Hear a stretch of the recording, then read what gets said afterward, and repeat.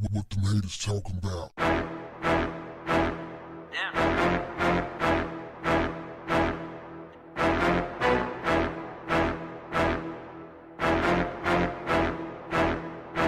What's up, family? I had a conversation with my daughter yesterday that I wanted to share with y'all. I think it'd be some news you could use. We're talking about friendship and what that might look like, what real friendship looks like. My daughter's 27 years old, and she recently had a situation where she had to question her friendship with someone. And we're talking, and we get to a point to where we make the same comment almost in sync. And we said, just because someone helps you fight doesn't mean they're your friend.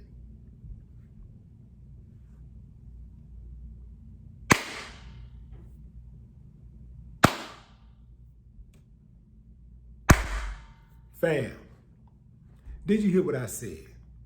Just because someone helps you fight doesn't mean they're your friend. And a lot of snakes slide through in relationships because people have it twisted. They think because somebody will help them fight, well, they gotta be a friend. They help me fight. They help me, fight. They fight my enemies. So if they help me fight my enemies, they gotta be my friend. No. Some people like to fight.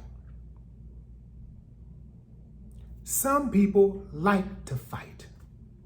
So, just because they help you, don't mean they're your friend.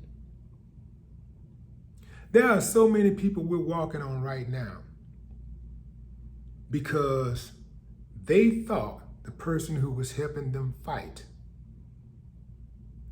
was their friend. Let me tell you something, fam. Sometimes when your back is up against the wall and you have to fight and a friend is there for you, a genuine friend is there for you, that's a beautiful thing. But most often, when somebody is helping you fight, most of the fights that you even get into are uncalled for. Think about it. Think about the fights you've had yourself. I guarantee you, I don't even know you guys personally. Most of you guys out here watching this broadcast, I don't even know you personally, but I know human behavior. And I know that most of the fights you've had could have been avoided. I know that for a fact. Most of my fights I had could have been avoided. But what? I didn't want to back down. I didn't want nobody to think I was scared. Or, back in my cowboy days, I would just start fights. So I know that most of the time you fight, you didn't have to. And I had buddies who turned out to be good friends later, who helped me fight. But there were so many others who turned out to not be good friends, who helped me fight and who I helped fight. I mean, I've actually risked my life for some of these dudes. And right now, if they were on fire, I wouldn't spit on them to try to save their life. That's how deep the betrayal ran. That's right, fam. A real friend is going to try to help you avoid conflict because a real friend understands that conflict is costly.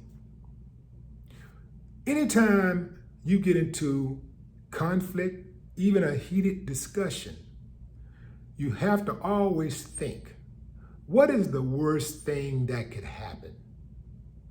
Even before you get into that conflict, you have to think, what is the worst thing that could happen? How many times have you seen stories of neighbors who confronted other neighbors about loud music, a car parked in the wrong space, somebody cutting a tree on their property,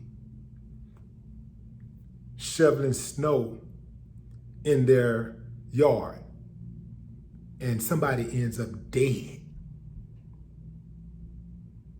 How many times? How many times have you seen people go crazy while driving in the streets and engage in road rage and somebody ends up dead or beat down to a point where they're paralyzed? How many times? How many times have you seen people bump somebody in a nightclub and it escalates into a fight, a major fight, or a shooting outside of the club, but sometimes inside of the club? So you have to think that most murders were preceded by some type of argument, right? Some type of verbal confrontation took place first, or altercation took place first before it went down.